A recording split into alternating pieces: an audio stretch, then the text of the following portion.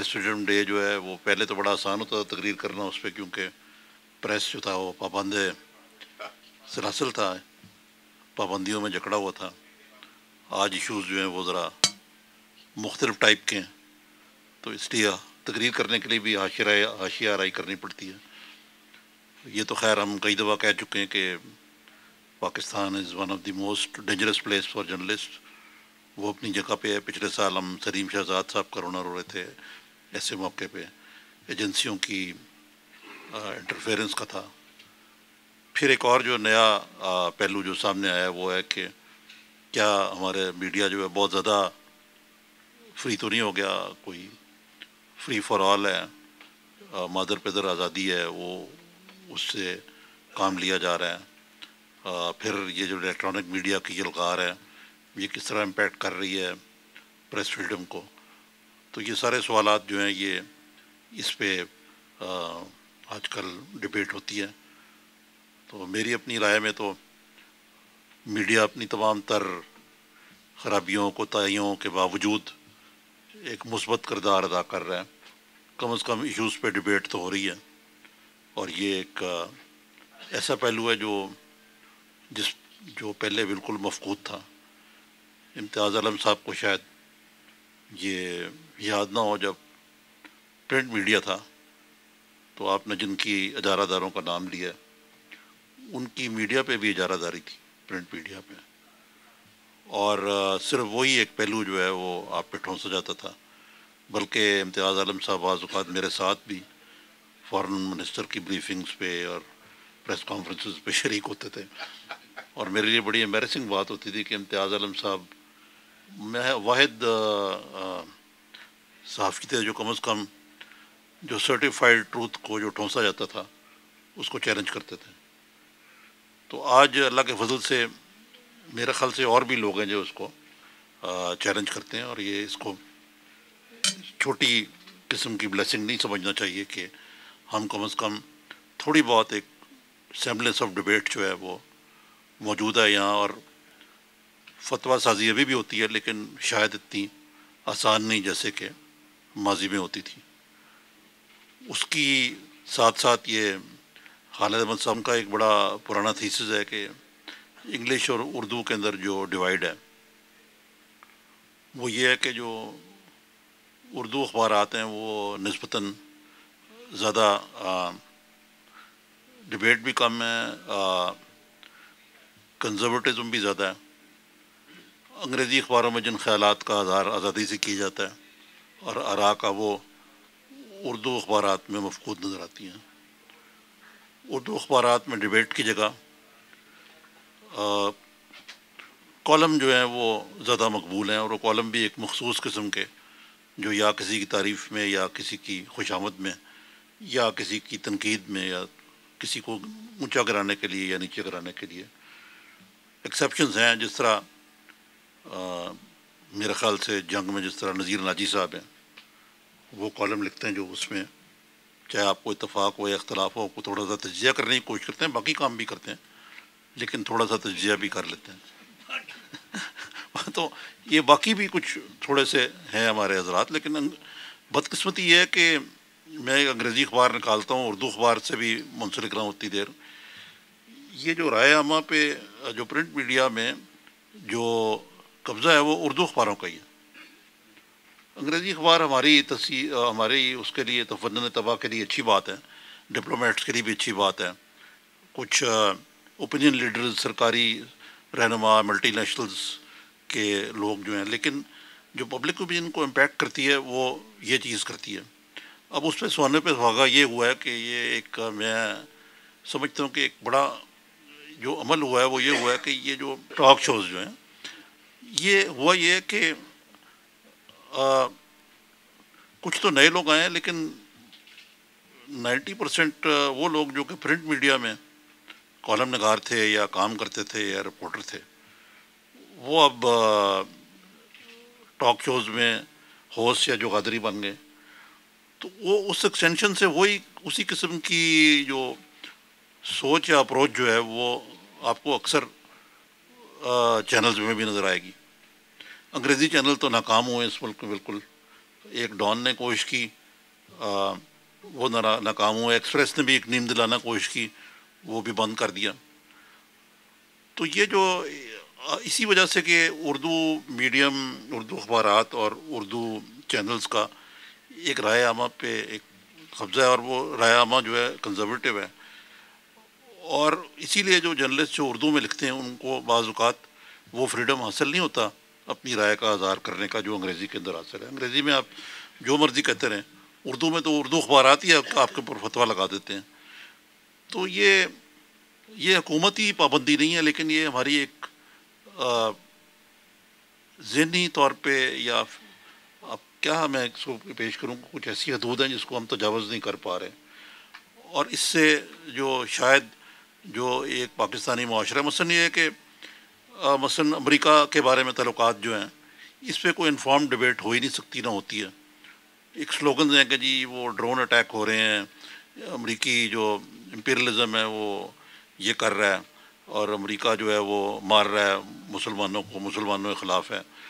یہ بھی کہتے ہیں جی کہ یہ پاکستان بالکل ٹھیک کر رہا ہے، امریکہ میں جو ہے یہ بالکل امریکہ کو نکال دینا چاہیے یہاں سے. اچھے بڑے پڑھے لکھے کالم نگار اور تجزیہ نگار جو ہیں یہ بات ٹی وی پہ اور بھی کہتے ہیں. لیکن اس سے مثلاً جو موجودہ امریکہ کے ساتھ تناؤ ہے، یہ ہم کب تک اس کو جاری رکھ سکتے ہیں، اور اس کے ہمارے پاکستان پہ کیا اثرات مرتب ہو رہے ہیں، وہ جو ہے وہ اس میں چاہے آپ کہیں کہ اس میں کچھ بعض پردہ نشینوں کے بھی نام آتے ہیں جو ابھی تک بڑے ایکٹیو ہیں جرنلسٹوں کو امپیکٹ کرنے کے لیے، اس کی وجہ سے، یا میرے خیال سے اس سے زیادہ ہماری اپنی یہ سوچ ہے کہ ہم انورڈ لکنگ بہت زیادہ ہیں، اور اپنے آپ کو نہ مطالعہ کرتے ہیں، نہ تجسس ہے ہمارے میں، نہ ہی ہم سرٹیفائڈ ٹروتھ کو کویشچن کرنے کی ہمت رکھتے ہیں. اور اس کی وجہ سے آپ نے دیکھا ہوگا کہ جنرل کیانی صاحب جا کے کہتے ہیں سویڈین گورنمنٹ کو کہ بھئی آپ فیصلہ کریں. وہ فیصلہ کرنے کی پوزیشن میں نہیں ہے، کیونکہ وہ ڈرتے ہیں کہ وہ فیصلہ کریں گے تو ان کے اوپر نہ صرف وہ جو لوگ جو فیصلہ کر رہے ہیں ان کی مرضی کے خلاف ہوگا، وہ ان کی گردن نبوچ لیں گے، بلکہ پاکستان میں جو نام نہاد آزاد میڈیا ہے وہ ان کو زندہ نہیں رہنے دے گا. اب یہی پوزیشن آپ دیکھیے، ابھی آپ نے ذکر کیا سپریم کورٹ کا. اب بھٹو صاحب کا فیصلہ بھی ایک کینگرو کورٹ نے ان کو سزائے موت دی تھی، جو آج سب مانتے ہیں کہ یہ ایک جوڈیشل مرڈر تھا. لیکن وہ فیصلہ بھی یونانیمس نہیں تھا، اس میں بھی ڈسینٹ تھا. اب ایک انسٹیٹیوشن جو ہے وہ آئیڈیالوجیکل فلسافیکل بیسس پہ یونانیمس فیصلے دیتا ہے. یہ کوئی پنچایت ہے یا کورٹ ہے اس کو؟ لیکن اب بات یہ ہے کہ ہمارے جو بعض تجزیہ نگار ہیں وہ ماہر قانون بھی بن گئے. یعنی ایک نئی قسم کی جرنلزم جو ہے سامنے آئی ہے، وہ ہے جی سر دیکھیں بیرسٹر لا، سب بیرسٹر لا ہے لنڈن کے. مثلا آپ ایک بڑے روز ہی وہ بتاتے ہیں کہ جی یہ کیوں گیلانی صاحب کو جانا چاہیے اور کس طرح جانا چاہیے، فلانے شیخ کا مطلب کیا ہے. وہ انٹرپریٹیشن جو ہے، کیونکہ وہ انٹرپریٹیشن کو ہائیسٹ لیول پہ کی جاتی ہے. اسی طرح میں نے خود سپریم کورٹ کور کی، جو نواز شریف صاحب کا آپ نے ذکر کیا، سجاد علی شاہ صاحب کو، تو میں وہاں ان کے ساتھ تھا، ان کے پیچھے بیٹھا ہوا تھا. تو سجاد علی شاہ نے ان کو معافی نہیں دی، لیکن اس وقت سپریم کورٹ کا بڑا دبدبہ تھا کہ آپ کوئی خبر جو ہے وہ بغیر پریس ریلیز کے چھاپ ہی نہیں سکتے تھے. اب میں جب گیلانی صاحب گئے پہلی دفعہ تو میں وہاں موجود تھا. تو سپریم کورٹ میں جو موبائل فون ہیں ان کے لے جانے کی پابندی ہے، آپ نہیں لے جا سکتے. لیکن جو ان کی جو پریس گیلری ہے اس میں نے بیپر کلچر کی ایسی عملی شکل دیکھی. ایک رپورٹر اندر جا رہا ہے، باہر جا رہا ہے، اب یہ ہو گیا، بریکنگ نیوز یہ ہو گئی ہے، پٹیاں چلنی شروع ہو گئی ہیں، ابھی پروسیڈنگ جاری ہیں. اور ایسے لگ رہا تھا کہ جس طرح کہ یہ فاضل جج صاحبان they are literally playing to the gallery. اب یہ بھی ایک کلچر ڈیولپ کر لیا ہم نے کہ میڈیا جو ہے وہ ایک بالکل ون سائڈڈ ہو گیا. ایک سائڈ جو ہے وہ ایسی لگتا ہے کہ وہ جوڈیشری کا ماؤتھ پیس ہے، ایک لگتا ہے کہ وہ پی ایم ایل این کا ماؤتھ پیس ہے، دوسری طرف لگتا ہے کہ وہ زرداری صاحب کا ماؤتھ پیس ہے. تو میرا خیال ہے کہ یہ جو اس وقت صورتحال ہے اس میں میڈیا کو اپنی جو معاملات ہیں، یہ آزادی وہ ہوتی ہے جس کی آبیاری بھی کی جائے اور حفاظت بھی کی جائے اور اس کو فروغ بھی دیا جائے.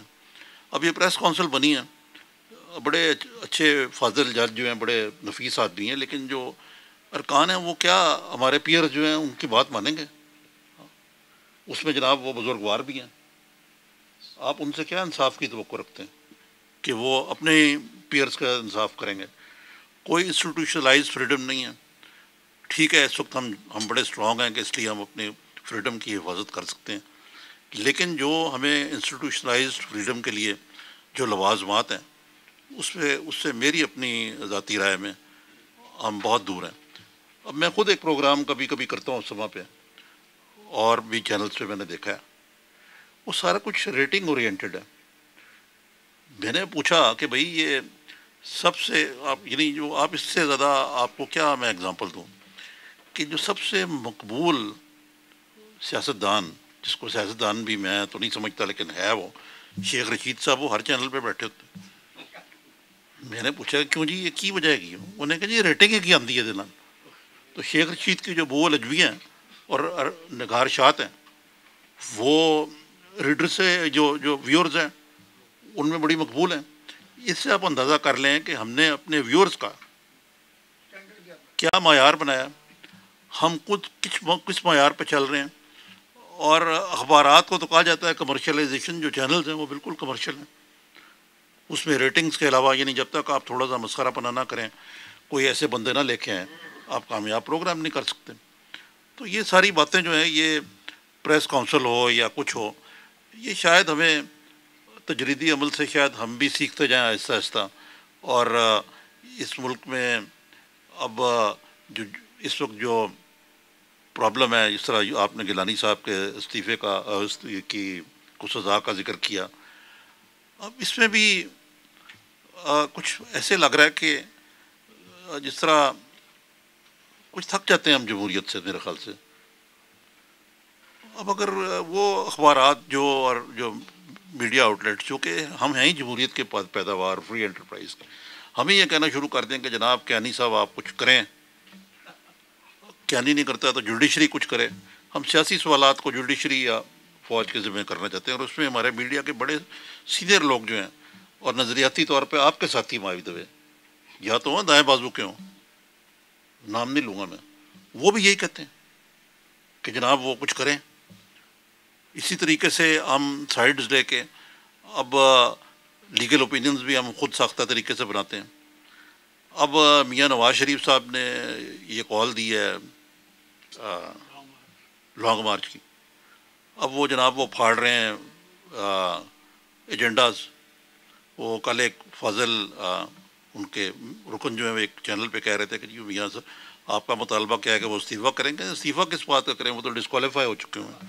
تو مقصد یہ ہے کہ اگر لیول آف ڈیبیٹ جو ہے وہ اتنی لو ہو چکی ہے اور ایک ذمہ دار سیاسی جماعت جو ہے وہ اس قسم کی باتیں کر رہی ہے، اور میڈیا جو ہے اس کی ایک کثیر جو کہ اثر با اثر ہے وہ اس کو سپورٹ کر رہی، تو اس ملک میں جس طرح میرے خیال سے آپ شاید یہی بات کہہ رہے تھے کہ ڈیموکریسی اور ڈیموکریٹک انسٹیٹیوشنز کا جو مستقبل ہے ابھی نہ مستحکم ہے نہ محفوظ ہے. یہ میریکل ہے کہ 4 سال زرداری صاحب نکال گئے.